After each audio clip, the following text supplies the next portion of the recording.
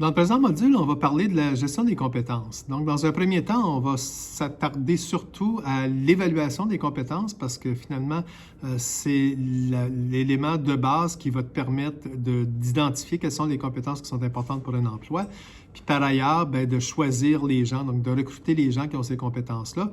Puis par la suite, une fois qu'ils sont là, bien, il faut que tu les gères, les compétences. Et là, on rentre plus au niveau de la gestion des ressources humaines.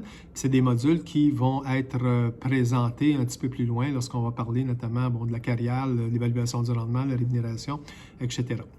Fait que donc, dans un premier temps, ce qu'on regarde, c'est la gestion des compétences.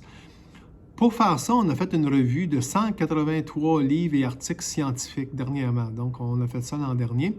Littérature professionnelle et scientifique récente, 2000 articles et plus. On a fait un sondage auprès de 23 organisations d'importance, donc au Canada, aux États-Unis et en France, dans le secteur privé et dans le secteur public, pour voir un petit peu qu'est-ce qu'il en était au niveau de l'évaluation des compétences. C'est quoi le portrait? Où est-ce qu'on en est présentement?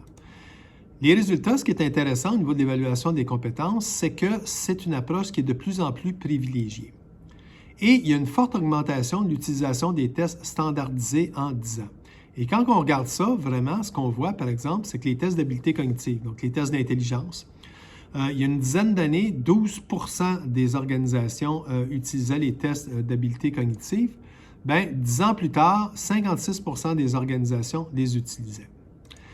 Les tests d'habileté spécifiques, donc c'est plus mesurer un aspect plus particulier, mettons, je ne sais pas moi, l'habileté au niveau de travailler sur une machine en particulier, bien 26% d'utilisation en 2004 et 41% en 2014.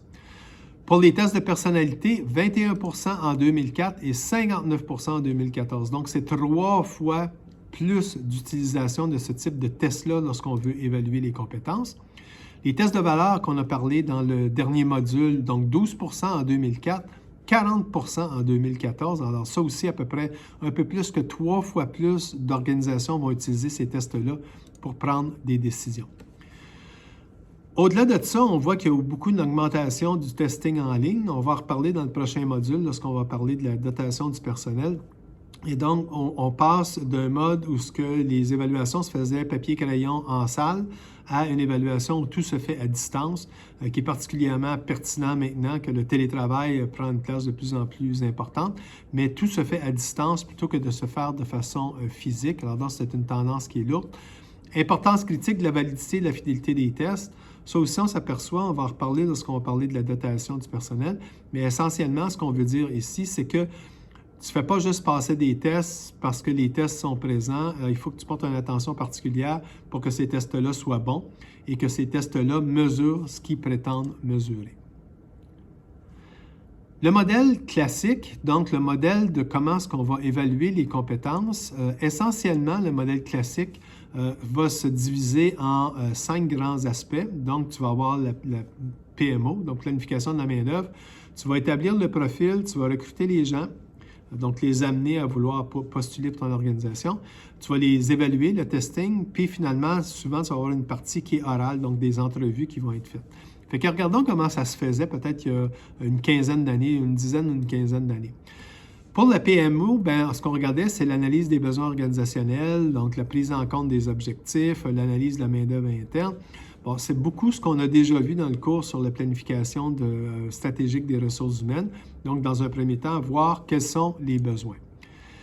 Au niveau du profil, ce qui était privilégié, c'est qu'il y ait une définition pour chacun des emplois qui est identifié dans l'organisation. Donc, une fois que tu as fini ta PMO, si tu dis « j'ai besoin d'avoir, je ne sais pas moi, 200 personnes qui vont travailler dans un secteur, puis ces personnes-là vont se distribuer dans 30 emplois différents », bien, la façon de faire, c'était d'avoir une description d'emploi pour chacun de ces emplois-là, même si dans certains cas, certains emplois se ressemblaient. Fait que tu vas faire une description d'emploi, puis pour chacun des emplois, tu vas dire, bien, voici les qualités qui sont requises, les connaissances qui sont requises, puis l'expérience qui est requise pour occuper cet emploi-là. Au niveau du recrutement, bien, il y avait la rédaction des annonces, publication dans les journaux, donc des foires de l'emploi, etc., associations, contacts, donc toutes les méthodes de recrutement qu'on connaît pour faire en sorte que les gens vont vouloir poser leur candidature.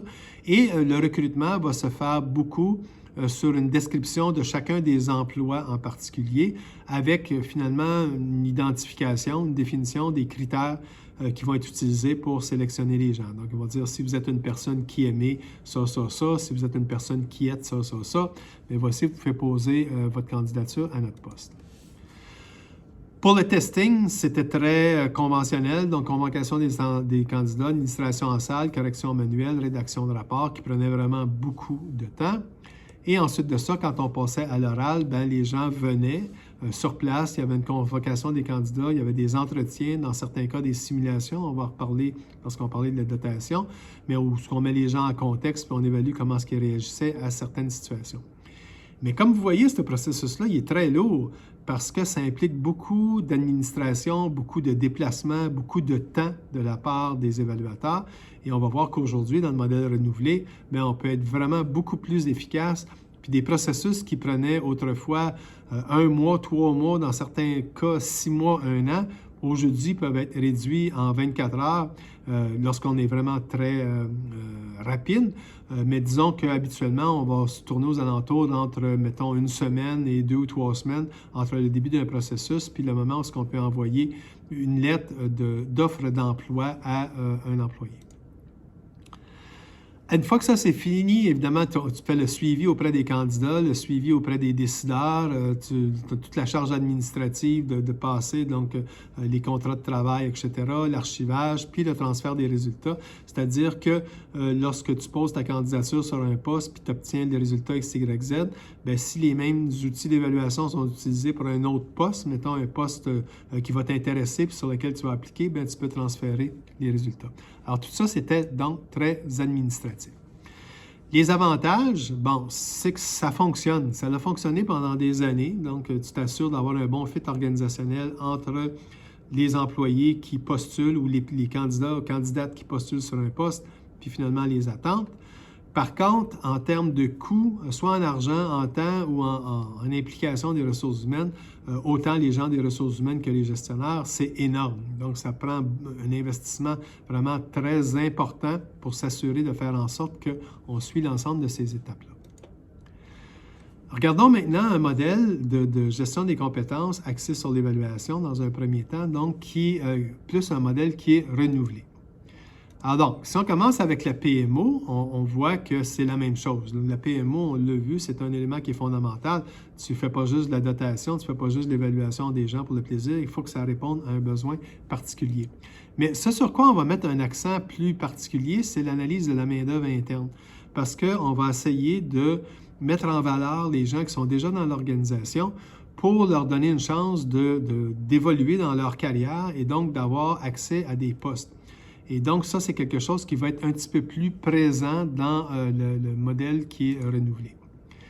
Au niveau du profil, il va y avoir aussi une définition des emplois, mais on va y aller avec une identification des compétences. Puis je vais en reparler tantôt. Au niveau des compétences, une différence essentielle au niveau des compétences, c'est que les compétences sont associées à des familles d'emplois et non pas à des emplois. Et donc, par exemple, si tu as, on revient à mon exemple précédent, tu as une trentaine d'emplois pour les 200 quelques personnes qui travaillent dans mon département, bien, ça se peut que ces 30 emplois-là peuvent être résumés en une famille, en 3 familles différentes, parce que les emplois sont vraiment proches les uns des autres et finalement, ce sont à peu près les mêmes compétences qui sont nécessaires pour occuper chacune de ces familles d'emplois-là. Donc, en sachant ça, ce que ça nous permet de faire, c'est de réduire la charge administrative. Tu n'es plus obligé de faire 30 descriptions d'emploi. Tu fais 3 profils de compétences par rapport à chacune de ces familles-là. Donc, on parle des compétences. Et une des questions qu'on peut se poser, c'est, bien, c'est quoi une compétence? Et c'est quelque chose qui est important parce que si on veut être en mesure d'agir dans notre environnement organisationnel, bien, il faut qu'on soit capable de s'entendre sur c'est quoi les mots, c'est quoi les concepts sur lesquels on travaille. Et notamment, je faisais une conférence il y a de ça 2 ans, l'été, pas 2020, mais 2019, et j'avais une 50aine de psychologues industriels dans la salle, et je leur ai posé la question, c'est quoi la différence entre un talent, une habileté, un potentiel, une compétence ou une attente? Et j'ai eu un silence en termes de réponse parce que les gens, il y avait de la difficulté à distinguer c'est quoi qui faisait la différence entre chacun de ces concepts-là. Et pourtant, c'est fondamental. Si on prend une analogie, par exemple, en médecine, si un médecin voit quelqu'un qui a le symptôme 1, 2, 3, 4, puis décide qu'il appelle ça la maladie X, puis un autre médecin qui voit les mêmes symptômes 1, 2, 3, 4, puis lui, il appelle ça la maladie Y, puis là, tu multiplies ça par nombre de médecins, bien, si personne ne s'entend sur la nomenclature, puis qu'est-ce qu'on fait? Bien, c'est sûr qu'on ne sera pas capable d'arriver à un moment où on va pouvoir intégrer les efforts pour vaincre cette maladie-là. C'est un peu la même chose pour les ressources humaines. Il faut s'entendre sur qu'est-ce qu'on veut dire par les différents termes qu'on utilise, parce que les actions vont poser sur ce sur quoi on s'entend. Et si tout le monde s'entend sur quelque chose de différent, bien, on va tous travailler sur quelque chose de différent. Alors, pour comprendre c'est quoi la différence entre ces termes-là, on a fait une revue de la littérature donc pour évaluer qu'est-ce qu'il y en est. Alors, premièrement, ce qu'il faut comprendre, c'est que les caractéristiques humaines, il y en a des milliers. Si vous prenez le dictionnaire puis vous regardez, vous allez trouver probablement des milliers de mots, et chacun de ces mots-là, qui sont des adjectifs, vont représenter une caractéristique humaine qui peut être identifiée comme étant une compétence ou une habileté ou peu importe une caractéristique de la personne. Alors donc, ce qu'il faut être capable, c'est de s'assurer de voir la distinction dans ces caractéristiques-là. Alors, on va prendre un exemple, mettons 4 caractéristiques qu'on va retrouver chez les humains, la force, la vitesse, la flexibilité et la dextérité. OK. Première chose à regarder, c'est quoi le talent? Le talent, c'est ce avec quoi on arrive dans le monde. Alors, des gens vont arriver avec des talents qui sont différents. Il y en a qui vont être très, très bons dès le départ avec la musique, d'autres qui vont être très, très bons avec les relations interpersonnelles, d'autres qui vont être très, très bons au niveau des mathématiques. Donc, on arrive tous avec des talents qui sont différents. Puis, dans le fond, pour chacune des caractéristiques humaines, notre code génétique va nous dire qu'on a plus ou moins un minimum puis un maximum qu'on peut atteindre. Le minimum, c'est que si on ne le développe pas, si on le laisse comme ça, bien, on va quand même avoir un minimum. Dans certains cas, le minimum peut être plus élevé chez certaines personnes et moins chez d'autres. Puis, il y a aussi un maximum, et le maximum fait en sorte que bien, si tu te développes et tu mets des efforts nécessaires, tu vas être capable d'atteindre ton plein potentiel pour cette caractéristique-là en particulier. Bon, évidemment, le maximum peut être dépassé. On le voit notamment chez les sportifs de haut niveau qui sont capables d'atteindre des niveaux de compétences dans ce qu'ils font qui dépassent largement le maximum qu'on devrait s'attendre normalement. Mais ce qu'il faut comprendre, c'est que souvent, il y a un prix à payer par rapport à ça lorsque tu dépasses ton maximum. Puis on le voit chez les sportifs professionnels notamment, qui, après un certain temps, une fois qu'ils ont dépassé leur carrière, bien, ils vont souffrir d'un certain nombre de malaises parce qu'ils ont dépassé ce que le corps initialement leur permettait de faire. Alors donc, tu vas avoir un minimum et un maximum. Et ce minimum-là peut, selon les circonstances, la motivation, le support reçu, le talent, qui va s'exprimer soit de façon minimale, soit de façon modérée ou soit de façon maximale. Donc, l'environnement puis ta motivation va avoir un effet direct sur comment l'expression de cette caractéristique-là. Maintenant, c'est quoi une habileté? Une habileté, c'est finalement quand tu regardes dans l'étendue de ce qui peut être possible pour toi, c'est l'endroit où tu es rendu dans le développement de cette caractéristique-là. Et ça, c'est particulier ou c'est important pour une organisation parce que dans certains cas, si tu veux avoir quelqu'un qui maîtrise une certaine habileté, bien, il faut que tu regardes aujourd'hui où ce qu'il en est. Tu ne regardes pas vraiment le potentiel qu'il a, qui va être l'autre aspect, donc le potentiel, c'est-à-dire où est-ce que tu peux l'amener. Dans certains cas, ce que tu as besoin aujourd'hui, c'est que la personne démontre cette habileté-là à un certain niveau. Et dans d'autres cas, tu peux avoir un poste où l'urgence n'est pas là, puis c'est correct, tu peux prendre quelqu'un en sachant qu'il a le potentiel d'atteindre un niveau que toi, tu considères comme étant adéquat pour ton organisation. Alors, c'est donc la distinction qu'on fait entre le talent, l'habileté qui est aujourd'hui, le potentiel qui est le possible. Maintenant, quand on regarde ça, ce qu'on s'aperçoit, c'est qu'il y a vraiment beaucoup de caractéristiques humaines.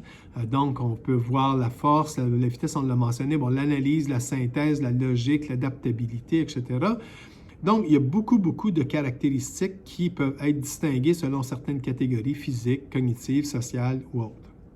Bon. C'est quoi une compétence? Bien, une compétence, finalement, c'est les caractéristiques qui sont directement reliées à l'emploi. Alors, c'est ça une compétence. Alors, donc, tu peux avoir des milliers de caractéristiques et ces caractéristiques-là vont faire en sorte que tu vas être plus ou moins bon dans ton emploi. mais une compétence, c'est quelque chose qui est directement relié à un emploi. Ces caractéristiques-là, donc lorsque tu ajoutes la motivation et lorsque tu ajoutes les caractéristiques que tu as au niveau des compétences, ça va te permettre d'acquérir certaines compétences, certaines connaissances, pardon, et certains savoir-faire. Et ça va faire en sorte que, justement, les gens vont être plus ou moins aptes à faire un emploi. Bon, si on reprend ces mêmes caractéristiques-là, maintenant, ce qui arrive, c'est que les caractéristiques pour un emploi, mettons qu'on va dire que pour un emploi XYZ, c'est la force, la dextérité, le spatial, la logique, l'adaptabilité, sociabilité, le calme, l'orientation vers les résultats, puis il va y avoir certaines connaissances et savoir-faire pour lesquels c'est un élément qui va être important pour cet emploi-là en particulier. Première chose qu'il faut faire, c'est avoir une photographie des gens. C'est-à-dire que si un candidate applique pour le poste, mais par rapport à ces compétences-là en particulier, ce que tu veux savoir, c'est où est-ce que la personne se situe. Alors, on peut avoir, ou on aimerait avoir un portrait, où ce que, d'une part, tu vas avoir le talent des gens, donc les habiletés, où est-ce que les personnes se situent aujourd'hui par rapport à chacune de ces caractéristiques-là. Donc, ça va être les sections qui vont être en bleu ici. Et tu vas avoir en vert, finalement, ce qui est le potentiel. Donc, la meilleure photographie possible pour déterminer si quelqu'un va être apte pour un emploi, c'est d'être capable d'avoir ces deux types d'informations-là. Ces informations-là, maintenant, doivent être comparées aux attentes. Alors, donc, l'attente, c'est pour ce poste-là en particulier, quels sont le minimum que j'ai besoin pour que ça fonctionne. Et là, une fois que tu as ça, tu compares la photographie de ton candidat, ta candidate, par rapport à l'attente qui est située ici. Alors donc, dans ce cas-ci, ce qu'on s'aperçoit, c'est que dans certains cas, la personne va déjà atteindre ou dépasser même les attentes. On le voit pour certaines caractéristiques. Dans d'autres cas, il y aurait la possibilité, donc en termes de potentiel, c'est possible pour cette personne-là de dépasser les attentes pour ce poste-là en particulier. Par contre, ce qu'on le voit, notamment pour la dextérité, l'adaptabilité, le calme, l'orientation vers les résultats, c'est que la personne, même en termes de potentiel, n'y arrivera jamais. Donc, ce n'est pas un bon fit pour l'organisation. Alors, c'est ça la gestion des compétences. C'est déterminer c'est quoi les caractéristiques humaines qui sont importantes pour le poste. Deuxièmement, évaluer les gens pour savoir exactement où est-ce qu'ils se situent par rapport à chacune de ces caractéristiques-là. Troisièmement, établir les attentes. Qu'est-ce que tu as besoin pour le poste? C'est quoi le minimum que tu as besoin? Puis quatrièmement, tu vas faire la comparaison entre les profils que tu vas obtenir en termes de compétences des gens, puis d'autre part, tes besoins en termes organisationnels. Ça nous amène finalement à c'est quoi les compétences de la façon dont elles sont définies dans les organisations. Si on regarde au niveau de qu'est-ce qu'on faisait de façon conventionnelle des postes, pour chacun des postes, on a habituellement ce qu'on voyait par le passé, des descriptions de tâches. On déterminait c'est quoi les qualités. On déterminait parmi les qualités qui ont été identifiées, qu'est-ce qui va être important pour la dotation et la formation pour le poste. Et là, on le faisait pour l'emploi numéro 1, on faisait pour l'emploi numéro 2, on faisait pour l'emploi numéro 3, pour l'emploi numéro 4. Sauf qu'en faisant ça, ça faisait une charge administrative qui était absolument épouvantable. Je vais vous donner un exemple. On a travaillé avec la Ville de Gatineau. À la Ville de Gatineau, ils ont 320 quelques emplois différents, titres d'emploi différents. Bien, écoutez, pensez au travail que ça nécessite si on y va par une gestion pour chacun des emplois. Ce que ça veut dire, c'est que ça prend 320 quelques descriptions d'emploi qui varient avec le temps, évidemment. Alors donc, ce que ça voudrait dire, c'est qu'à tous les ans, il faudrait mettre quelqu'un pour modifier les descriptions d'emploi, les adapter. Au niveau des qualités de la dotation, au niveau de la formation également, il faudrait faire une gestion qui prendrait beaucoup plus de temps. Alors, ce qu'on a fait plutôt, c'est qu'on a dit, OK, y a-t-il des emplois qui peuvent être regroupés ensemble pour former une famille qui va nous permettre d'identifier des compétences qui vont être communes à ces emplois-là? Et c'est ce qu'on a fait. Et à partir de ces compétences-là, on a été capable de diminuer la charge administrative de 320 quelques emplois à 34 familles d'emplois. Et chacune de ces familles d'emplois-là va avoir une description, ils vont avoir un profil de compétences, et à partir de là, on va gérer toutes les compétences en fonction de ce profil-là qui a été identifié donc, pour la famille. Ce qui nous amène à dire, OK, finalement, mais quelles compétences est-ce que tu dois choisir ou quelle sorte de compétences est-ce que tu dois choisir? Mais si on regarde, tu as l'efficacité de la personne, puis tu as le niveau de compétence qui est atteint ou non. Dans un premier temps, ce qu'il faut déterminer, c'est qu'il y a une efficacité minimale qui est requise pour occuper un emploi. Cette efficacité minimale-là ne veut pas dire que tu fais le minimum, c'est juste l'efficacité moyenne qu'on pourrait appeler. Donc, finalement, quelqu'un qui est performant dans son emploi va être capable d'atteindre ce niveau minimal-là. Quand on regarde les compétences, maintenant, tu vas avoir ce qu'on appelle les compétences qui sont discriminantes. Pourquoi discriminant? Discriminant parce que c'est dans la mesure où une compétence va faire la différence pour l'emploi. Par exemple, si on regarde les compétences mettons, dans la vente. Bien, au niveau de la vente, il y a des compétences qui sont plus importantes que d'autres. Tu vas avoir évidemment le service à la clientèle, tu vas avoir la capacité de persuasion, puis tu vas avoir la capacité de négociation, etc. Mais ce qu'on a observé, ça c'est un exemple qu'on a fait dans une institution financière, un exemple assez intéressant parce que l'institution financière était prête à investir plusieurs millions de dollars dans la formation et le développement des employés au niveau de la vente sur le service à la clientèle. Et lorsqu'ils nous ont présenté ce projet-là, parce qu'on travaillait avec les dirigeants de l'organisation, nous, la question qu'on a posée, c'est bien, c'est une bonne idée, mais en même temps, c'est-tu vraiment l'endroit où ce que l'argent serait le mieux investi? On dit, ben oui, voyons, le service à la clientèle, c'est fondamental. J'ai dit oui, mais peut-être que le service à la clientèle est vraiment déjà très bon, puis il y a peut-être d'autres choses sur lesquelles on pourrait investir en termes de développement des compétences qui seraient plus rentables pour l'organisation. Alors, on dit, OK, c'est correct, ce qu'on va faire, c'est qu'on va évaluer les compétences des gens de notre bassin d'emploi pour voir finalement où est-ce qu'on en est. Alors, on a fait cet exercice-là, ça n'a pas pris tellement de temps, on l'a fait dans une période d'un mois, et ce qu'on s'est aperçu, c'est qu'effectivement, la maîtrise de la compétence d'orientation vers la clientèle, service clientèle, était au-delà de 95 % chez les employés. Fait que donc, quand on demandait aux superviseurs qui évaluent comment est-ce que leurs employés donnaient un bon service à la clientèle, c'était vraiment très, très fort. Fait que là, on pouvait se poser la question, ça vaut-il la peine d'investir des millions de dollars pour passer de 95 % à 96, 97? Bon, peut-être un peu, mais peut-être pas tant que ça non plus. Alors donc, il y aura peut-être d'autres affaires sur lesquelles on devrait regarder.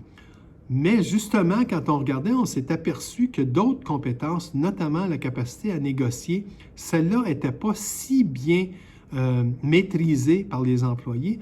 Or, c'était vraiment une compétence qui faisait la différence entre les gens qui étaient les plus performants et les gens qui étaient les moins performants. Fait qu'à cause de ça, c'est une compétence qui est discriminante. Donc, la capacité de négocier, elle discrimine entre les meilleurs et les moins bons employés, tandis que la compétence de service à la clientèle, elle ne permet pas ça, parce que justement, tous les employés, qu'ils soient pas bons ou bons, ont toute cette compétence-là. Alors donc, c'est une compétence qui est discriminante. Il y a également les compétences qui sont essentielles. Donc, c'est des compétences que tout le monde doit avoir, mais à un minimum. Par exemple, au niveau de la vente, une compétence, c'est l'honnêteté. Tu veux que les gens, les vendeurs soient suffisamment honnêtes, mais en même temps, tu ne veux pas que toutes les fois qu'ils présentent un produit, ils passent 1 heure à expliquer c'est quoi les défauts du produit ou c'est quoi les limitations du produit. Fait que donc, l'honnêteté, c'est bien, mais jusqu'à un certain point que ça va être considéré comme étant important. Donc, à partir de là, tu peux avoir des compétences qui vont être plus identifiées comme étant individuelles, c'est-à-dire pour un poste en particulier, tu vas celles qui sont discriminantes, c'est sûr, celles qui sont essentielles, c'est sûr, puis les autres, bien, finalement, ils sont peut-être intéressantes à avoir pour un poste, mais ils ne sont pas nécessaires. Et tu vas avoir les compétences qu'on appelle organisationnelles. Alors, plusieurs organisations vont s'asseoir et vont dire, bien, nous, chez nous, on a 3 compétences que peu importe les emplois, il faut que tout le monde ait. Et ça va faire partie du profil. Dans le fond, ça nous amène à une citation de William James qui dit « Une différence qui ne fait pas de différence, ce n'est pas une différence ». Fait que dans le fond, oui, les gens peuvent être différents sur certaines compétences, mais à quelque part, il faut choisir les compétences qui vont vraiment discriminer les personnes ou qui vont faire en sorte que les gens deviennent plus performants et non pas les compétences qui ne feront pas de différence entre les gens. Donc, maintenant qu'on comprend c'est quoi les compétences et on comprend qu'il faut faire un bon choix au niveau des compétences, Je vais vous donner un exemple d'une situation où on a justement fait l'évaluation des profils de compétences pour 2 villes complètement différentes. La ville de Gatineau, d'une part, au Québec, avec 255 000 habitants. Puis, on a fait le même exercice avec la ville de Genève, donc le canton de Genève en Suisse, qui a 185 000 habitants. Donc, 2 continents différents, 2 villes différentes, 2 cultures différentes. Mais c'était le même poste, ou en tout cas, c'était des postes qui étaient dans la même famille d'emploi, donc technique spécialiste. On a regardé qu'est-ce qui avait été identifié comme compétences selon 2 modèles de compétences différents. Il y avait le modèle de Spencer qui, lui, est un modèle qui est utilisé par une firme de consultants là-bas, et le modèle Cometrica, qui est le modèle que nous, on utilisait avec la ville de Gatineau, mais qu'on a utilisé également avec la ville de Genève. Et ce qu'on s'est aperçu, c'est qu'en termes de profil, on a vu qu'il y a un certain nombre de compétences qui ont été identifiées par le modèle de Spencer et la ville de Genève, notamment l'acquisition d'expertise, la flexibilité, l'esprit d'équipe, l'orientation client, pour un poste en particulier. Pour la ville de Gatineau, c'est la même chose. On a aussi identifié un certain nombre de compétences pour la même famille de postes, donc technicien spécialiste. Et on a vu, communication interpersonnelle, souci du détail, orientation clientèle, etc. Puis quand on compare ça, ce qu'on s'aperçoit, c'est qu'il y a une très grande cohérence entre les compétences qui ont été identifiées pour la ville de Genève et les compétences pour la ville de Gatineau pour un même emploi. Ce que ça nous dit, ce qui est particulièrement intéressant, c'est que justement, ce que ça fait en sorte, c'est que cette approche-là par compétences, lorsque tu t'en vas vraiment les compétences qui sont fondamentales pour les postes, c'est que peu importe où est-ce que tu es, si tu fais ton exercice de façon sérieuse avec des gens qui connaissent l'emploi, bien, tu vas être en mesure de trouver quelles sont vraiment les compétences les plus importantes pour l'emploi. Maintenant, une compétence, puis on va terminer avec ça, puis un peu comment finir avec la gestion de la compétence.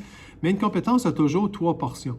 Tu as une portion qui est le savoir, tu as une portion qui est la portion technique, puis tu as une portion qui est transversale ou le savoir-être. Fait que dans le fond, c'est vraiment le savoir, le savoir-faire, puis le savoir-être. Toujours dans la gestion renouvelée de processus, une fois que tu as fait le recrutement, tu vas faire la réduction des annonces, la publication dans les journaux, donc ça va être tout à fait la même chose. Et on peut utiliser les approches qui sont plus innovatrices. Par exemple, utiliser les réseaux sociaux, utiliser les sites de recherche d'emploi, donc de recrutement d'emploi, pour aller chercher les candidats dont tu as besoin. Une fois que tu as tout ça, mais au niveau du testing, c'est sûr qu'on va laisser faire l'administration en salle aujourd'hui. Ça va être beaucoup plus du testing en ligne. On va également essayer d'avoir une diversité des compétences. Donc, plutôt qu'y aller par l'évaluation des traits ou l'évaluation par emploi, on va y aller plutôt par famille d'emploi. Et en termes d'autres capacités ou d'autres choses qu'on veut faire au niveau des ressources humaines, une fois que tu as sélectionné les gens, au niveau de leur savoir-faire puis savoir-être pour les compétences qui sont importantes, bien là, la gestion des compétences, ça veut dire que, on va l'utiliser pour le profil de poste qui va être associé à une famille. Et là, tout le recrutement va se faire par le biais des compétences qui ont été identifiées pour cette famille d'emploi-là. Une fois qu'on a ça, les outils que tu vas utiliser, les outils psychométriques que tu vas utiliser ou les entrevues que tu vas utiliser pour évaluer les gens, ça va être en fonction du profil de compétences que tu as identifié pour cette famille d'emploi-là. Et la sélection du personnel va se faire à partir de là. À partir de ça, bien, tu vas aussi former les gens sur ces compétences-là parce que tu as identifié que c'est ça qui est important pour l'emploi. Alors donc, tout ton développement va être associé à la formation de ces compétences-là. Après ça, bien, tu vas évaluer le rendement sur les compétences qui ont été identifiées, donc toujours le même profil. Et les gens, au niveau de leur carrière, vont être en mesure de déterminer bien, qu'est-ce qui est important pour eux, où est-ce qu'ils s'en vont. Parce que si tu connais déjà comme employé les compétences qui sont nécessaires pour occuper un emploi XYZ, bien, aujourd'hui, tu vas être en mesure de faire les actions nécessaires pour développer ces compétences-là, pour développer ta carrière et arriver au niveau de tes objectifs de développement. Puis finalement, dans certains cas, certaines organisations vont même assurer que la rémunération va être en fonction des compétences qui ont été identifiées. On en reparlera lorsqu'on parlera de la rémunération. Disons que c'est un modèle qui est moins utilisé, la rémunération basée sur les compétences plutôt que basée sur d'autres critères. Alors, si on prend un exemple concret par rapport à la gestion des compétences, puis on met ça en parallèle avec la carrière des gens, on va faire un exemple qu'on a utilisé avec la ville de Genève en Suisse. On a regardé, bon, premièrement, les compétences comportementales. Donc, ce qu'on regarde ici, d'une part, c'est que tu vas avoir des emplois et ces emplois-là vont avoir des emplois de direction générale, l'urbanisme, la relation clientèle, travaux publics, les loisirs. Donc, ça, c'est les secteurs d'activité qu'on va retrouver à la ville de Genève. Et par rapport à ça, tu vas avoir le niveau d'emploi. Alors, eux, ils ont des termes un peu différents. Exécutant, ça va être plus un métier. Maîtrise, c'est un professionnel. Management de premier niveau, donc ça va être des superviseurs. Puis management intermédiaire, c'est des cadres intermédiaires. Fait que peu importe. Donc, ce qui était visé, c'était la chose suivante. Si tu prends une personne, donc un employé ou une employée dans ce cas-ci, et cette personne-là, qu'est-ce qui est nécessaire pour qu'elle puisse, au niveau professionnel, parce que tu es au niveau maîtrise, pouvoir passer d'un emploi à l'autre ou d'une catégorie d'emploi à l'autre? Bien, pour faire ça, il faut déterminer c'est quoi les profils de compétences de chacun de ces familles d'emplois-là.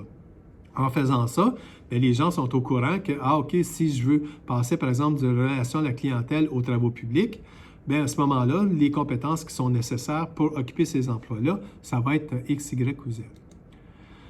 Même chose pour les profils de compétences pour les différents emplois. Mais là, à partir de là, tu es en mesure de voir qu'est-ce que tu dois faire, non seulement pour avoir un transfert, pour avoir un mouvement de ta carrière au niveau latéral, mais également un mouvement au niveau horizontal. Donc, si tu veux monter, dans ce cas-ci, soit un niveau de superviseur ou un niveau de cadre supérieur. Et ces profils de compétences-là étaient non seulement définis, mais étaient publicisés. Et ils ont mis en place des programmes de formation pour que les gens aient la possibilité de développer ces compétences-là pour pouvoir accéder aux postes qui les intéressent. C'est un modèle qui est très structuré, qui est très structurant, qu'on retrouve à la ville de Genève. Il y a d'autres organisations, par exemple ici au Canada, l'Agence de revenus du Canada fonctionne avec un modèle de compétences depuis plusieurs années. C'est un modèle qui fonctionne très bien. Et donc, le choix des personnes est basé sur les compétences, le développement des personnes basé sur les compétences, les évaluations de rendement basées sur les compétences. Donc, tout est basé sur les compétences. Fait que le modèle permet à tout le monde de savoir où est-ce qu'on en est puis où est-ce qu'on s'en va. En terminant, quels sont les grands éléments qu'on doit faire en termes de meilleures pratiques pour la gestion des compétences? Bon, premièrement, aligner les compétences, les profils avec les stratégies et objectifs organisationnels, c'est fondamental. On en a parlé lorsqu'on a vu la planification stratégique des ressources humaines. Tu dis où est-ce que tu t'en vas? Bien, par rapport à ça, tu vas déterminer quels sont les objectifs qui doivent être rencontrés par les différentes unités, les employés. Puis avec ça, bien, tu dois déterminer, OK, mais par rapport à ça, quelles sont les compétences que ces gens-là doivent posséder pour faire leur emploi, qui lui-même est nécessaire pour atteindre les objectifs qui ont été fixés. Il faut développer les profils de compétences en respectant une approche hiérarchique, c'est-à-dire qu'il faut déterminer pas juste les compétences, mais il faut dire c'est laquelle la plus importante, la deuxième, la troisième, parce qu'au moment de gérer ces compétences-là, tu as toujours des budgets, puis les budgets vont faire en sorte que tu as de l'argent pour dépenser, bien, tu es tout de même la mettre sur les compétences qui sont les plus importantes. Un peu ce que je mentionnais tantôt avec l'exemple de l'institution financière. Ce qui était important, c'était la négociation. Donc, mettons l'argent là parce que ça fait une différence, puis moins d'argent peut-être sur le service à la clientèle. Adopter une méthodologie qui est rigoureuse pour le développement des compétences. Alors, ce n'est pas juste de dire on prend un modèle de compétences, il faut que tu aies une démarche. Souvent, tu as des comités qui vont être à l'interne. Tu vas impliquer les personnes qui connaissent bien les emplois pour déterminer c'est quoi les familles d'emploi, c'est quoi les compétences qui sont choisies. Puis c'est un exercice aussi qu'on doit faire sur une base continue. Si tu fais un profil de compétences pour une famille d'emploi, tu ne peux pas juste dire je m'assois là-dessus puis c'est bon pour les 50 prochaines années. Au contraire, souvent, tu dois revoir ces compétences-là. Minimum, aux 2 ans, tu dois en reprendre quelques-unes puis les réexaminer. Puis, à un certain moment donné, soit qu'il y a un changement organisationnel qui est majeur, un changement dans l'environnement qui est majeur, ou simplement, je dirais qu'il y a un temps qui est passé, peut-être 5 ou 6 ans, où là, tu dois dire, OK, c'est correct, je dois faire un examen pour examiner ces compétences qu'on a identifiées initialement. C'est encore celles qui sont d'actualité. Puis et aussi déterminer l'anatomie des compétences ainsi que leur niveau de maîtrise. Fait que dans le fond, c'est pas juste de dire tu as besoin de la compétence relation interpersonnelle. C'est bien. Mais qu'est-ce que tu entends par un niveau de compétence qui est élevé, qui est moyen, puis qui est faible? Puis aussi, est-ce que communication interpersonnelle, c'est une compétence qui se traduit de la même façon sur un poste de base ou sur un poste de cadre? Parce que tu peux avoir la même définition générale. Par contre, les comportements ne sont pas les mêmes parce qu'évidemment, les emplois impliquent des circonstances qui sont différentes. Fait que ça aussi, il faut aller donc dans l'anatomie de la compétence pour voir jusqu'où on peut aller par rapport à ça. Inclure des compétences organisationnelles et des compétences spécifiques. La plupart des organisations maintenant, ce qu'ils vont faire, c'est qu'ils vont dire on va identifier 1, 2, 3, 4 compétences qui sont organisationnelles, donc peu importe. Et ça pourrait être, par exemple, plusieurs vont faire ça, ils vont dire, je ne sais pas moi, le service à la clientèle, c'est numéro 1. Alors donc, peu importe les postes, même si ce n'est pas un poste qui est directement en relation avec la clientèle, tu dois maîtriser cette compétence-là parce que tu as souvent des clients qui sont internes. Et au-delà de ça, tu vas avoir des compétences qui, elles, sont plus spécifiques à chacune des familles d'emploi. Il faut s'appuyer sur un modèle de compétences générique. Ça, c'est quelque chose que je suggère. En fait, il ne faut pas réinventer la roue. On peut développer à l'interne d'une organisation un modèle de compétences, sauf que ça prend beaucoup de temps. Habituellement, c'est un exercice qui peut prendre jusqu'à un an et demi à faire. Et souvent, une fois que c'est fait, toute l'énergie, le temps qu'on a mis, tu arrives avec le modèle de compétences. Et là, les gestionnaires sont tout à fait contents, mais ils vont dire, OK, bien maintenant, je voudrais faire de la dotation avec ce modèle-là. Oui, sauf qu'on a passé un an et demi à développer le modèle de compétences interne, mais on n'a pas développé les outils en même temps. On n'a pas développé les outils au niveau du rendement, on n'a pas développé les outils au niveau de la formation, ce qui fait que c'est très, très limité. Et moi, je ne suggère pas parce qu'il existe présentement dans l'environnement des modèles commerciaux qui sont disponibles à des prix qui sont très raisonnables et qui font en sorte que finalement, les compétences humaines peuvent être probablement décrites par un minimum de compétences. Là. Et les modèles, tu vas en avoir entre une trentaine de compétences jusqu'à 60 compétences, 70 compétences, mais qui vont être capables de faire le travail pour toi. Alors donc, personnellement, moi, je recommande plutôt d'utiliser des modèles génériques parce que l'avantage, c'est que souvent avec ces modèles-là, tu as non seulement les définitions, tu as non seulement les points qui correspondent à chacune des compétences, mais tu vas avoir aussi des outils d'évaluation, tu vas avoir des outils au niveau des pistes de développement pour la formation des gens. Donc, ça arrive des modèles qui sont complets et qui permettent de gérer immédiatement les emplois qu'on a dans notre organisation. Arriver au bon nombre de compétences par profil et la juste quantité de détails, je dirais par expérience, pour n'importe quelle famille d'emploi, maximum 10 compétences. Après ça, ça devient inutile parce qu'il y en a trop. Alors, donc, tu peux juste avoir certaines attentes par rapport aux capacités des gens. Et lorsque tu as 10 bonnes compétences qui sont maîtrisées pour une famille d'emploi, habituellement, c'est suffisant.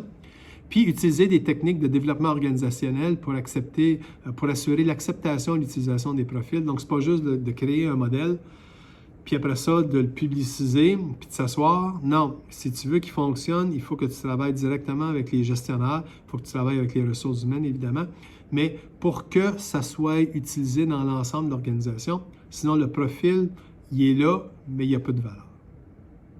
Alors voilà, ça complète tout ce qui a rapport à la gestion des compétences. On va voir évidemment chacune de ces aspects-là de la gestion des compétences comme telles avec les processus de ressources humaines. Puis le prochain qu'on va voir, c'est sur la dotation du personnel.